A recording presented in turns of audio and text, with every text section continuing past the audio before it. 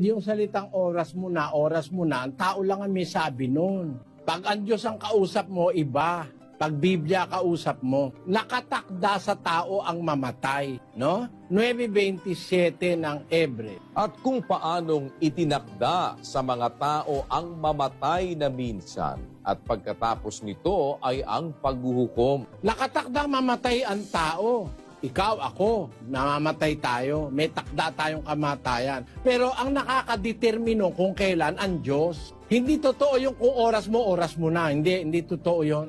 Alam mo kung bakit? Kasi kahit hindi mo pa oras, pwede kang mamatay. Kahit hindi pa oras. Basahin natin ang Ecclesiastes Kapitulo 7, versikulo 17. Huwag kang magpakasamang lubha, ni magpakamangmangman. Bakit ka mamamatay bago dumating ang iyong kapanahunan? Ba't ka mamamatay bago dumating ang kapanahunan mo?